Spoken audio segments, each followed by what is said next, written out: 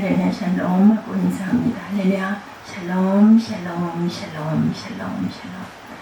하나님 사랑합니다. 여러분 주 안에서 사랑합니다. 잠언 24장 말씀 1절에서 34절까지 내용입니다. 하나님의 모략으로 우리가 늘 싸워나가야 할 줄 믿습니다. 언약 자녀는 악인의 형통을 부러워하지 말아야 하며 교제를 끊어야 한다. 악인과는 교제를 당연히 끊어야 되죠. 너는 악인의 형통을 부러워하지 말며 그와 함께 있기도 원하지 말지어다. 그들의 마음은 강포를 품고 그 입술은 잔해를 말함이니라. 이렇게 말씀하고 있어요. 그들의 마음은 강포를 품었다. 이렇게 말하죠. 마태복음 7장 24, 5절에 보면 악인의 형통은 강포하고 잔혹한 언행으로 세운 집과 같다. 부당하게 쌓은 본연임으로 모래 위에 세운 집처럼 무너진다. 지혜의 말씀에 따라 세워야 반석 위의 집처럼 견고하고 내적으로도 풍요롭습니다. 집은 지혜로 말미암아 건축되고 명철로 말미암아 견고히 되며 또 방들은 지식으로 말미암아 각종 귀하고 아름다운 보배로 채우게 되느니라. 3, 4절 말씀이죠. 언약 백성은 악인이 형통한 세상에서 영적 전투에 대한 군사입니다. 디모데전서 6장 12절에 증거하죠. 언약 백성과 악인은 전투 성격뿐 아니라 전투력 기반에도 차이가 있습니다. 에베소서 6장 11절에서 17절 내용에 보면 5, 6절에 지혜 있는 자는 강하고 지식 있는 자는 힘을 더하나니 너는 모략으로 싸우라. 승리는 모사가 많음에 있느니라.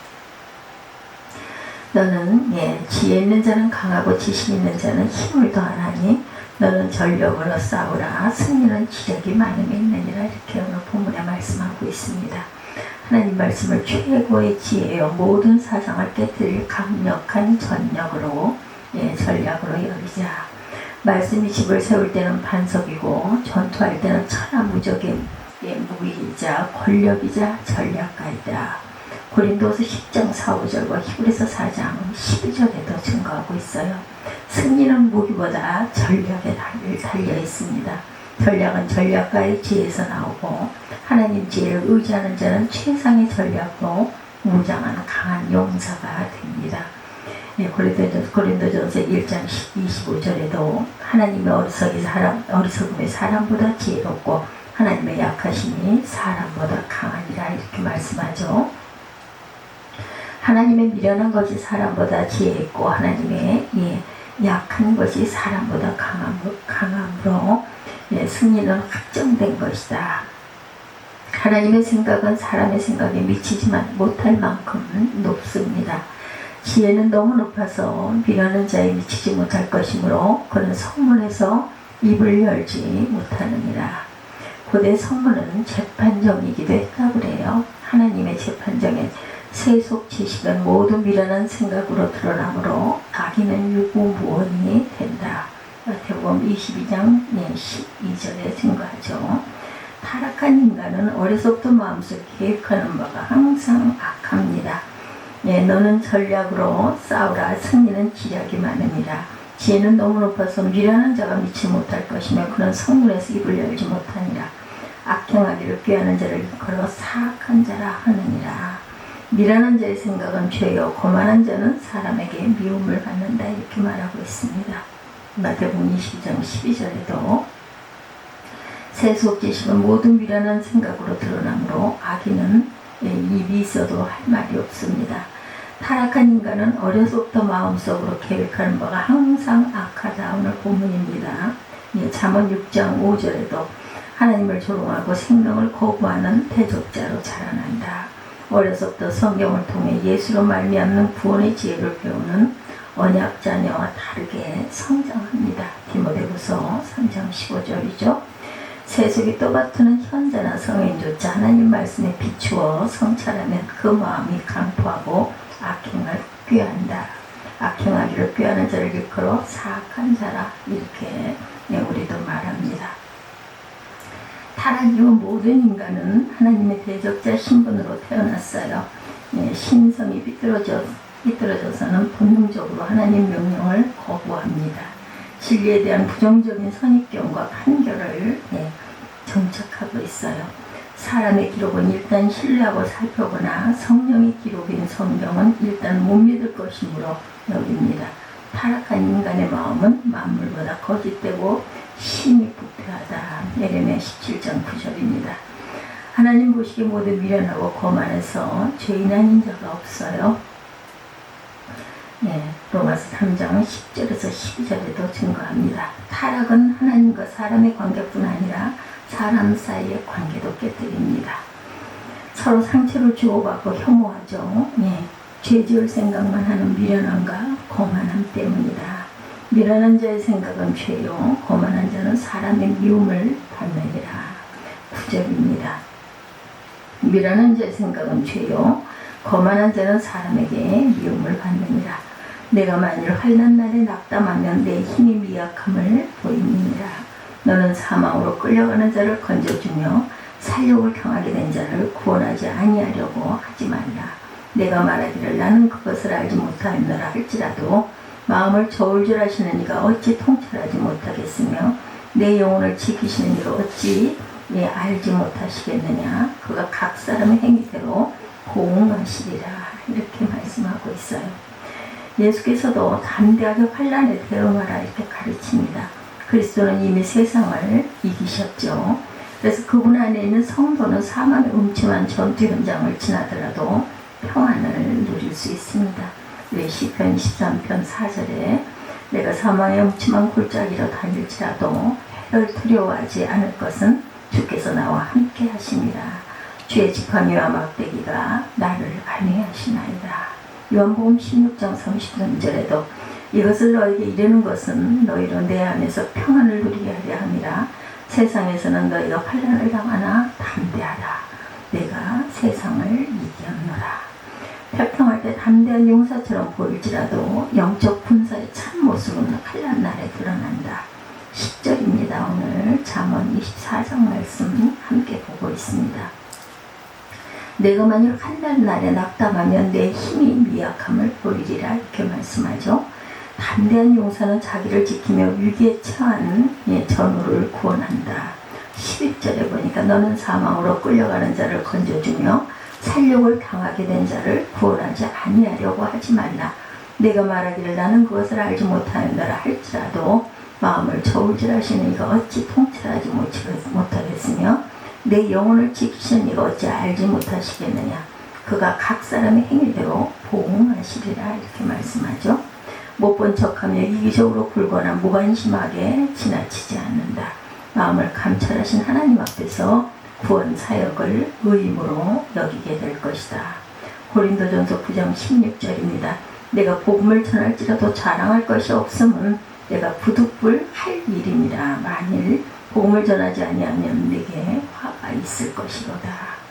내가 말하기를 나는 그것을 알지 못하노라 할지라도 마음을 저울 줄 아시는 이가 어찌 통찰하지 못하겠으며 내 영혼을 지키시는 이가 어찌 알지 못하시겠느냐 이렇게 말씀하죠. 그가 각 사람의 행위대로 보응하신다. 12절입니다. 내가 말하기를 나는 그것을 알지 못하노라 할지라도 마음을 저울 줄 아시는 이가 어찌 통찰하지 못하겠으며 내 영혼을 지키시는 이가 어찌 알지 못하시겠느냐. 그가 각 사람의 행위대로 보응하시리라. 재물이든 힘으로든 용사는 인색하지 않고 마음을 다해 돕는다. 모든 것을 풍성하게 베푸시는 왕의 자녀답게 삽니다. 당장 손해를 따를지라도 하나님께서는 행실대로 갚으실 것을 우리가 믿습니다. 영적 용사의 전투 식량은 최상품 꿀이다. 내 아들아 꿀을 먹으라 이것이 좋으니라. 송이 꿀을 먹으라 이것이 내 입에 다니라.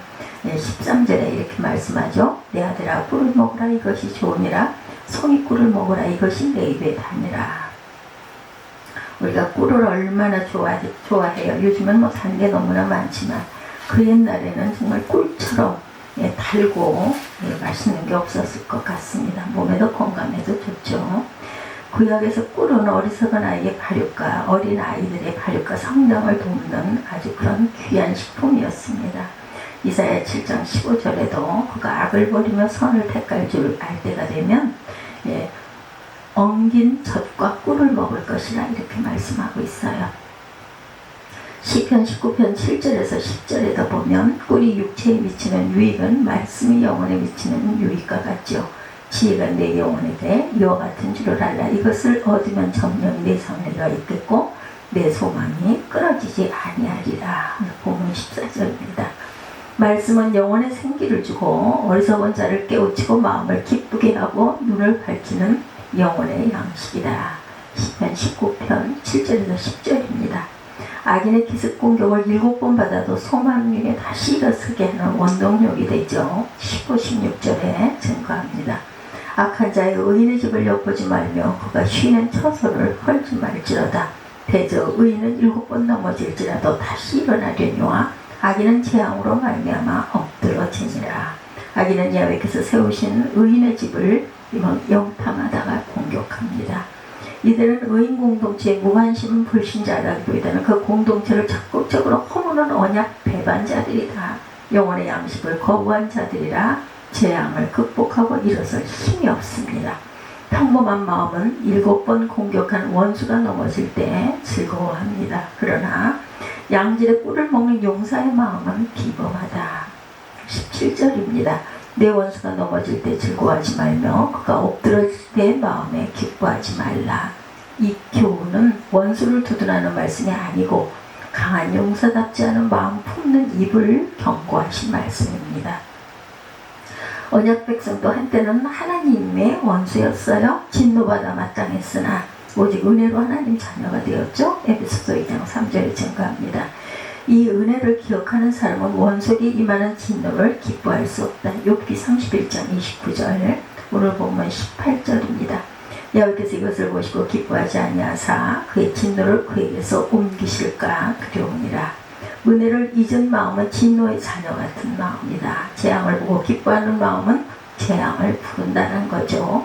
하나님은 공의로우심으로 반드시 악인을 치리하신다. 그러나 악인의 형통에 대해 부러워할 필요가 없고 분노할 필요도 없습니다. 부러움이나 분노는 하나님의 성품이나 사역에 대한 신뢰가 약할 때 생긴다. 너는 행악자의 득이함을 인하여 본을 품지 말며 악인의 형통을 부러워하지 말라. 본문 19절이죠.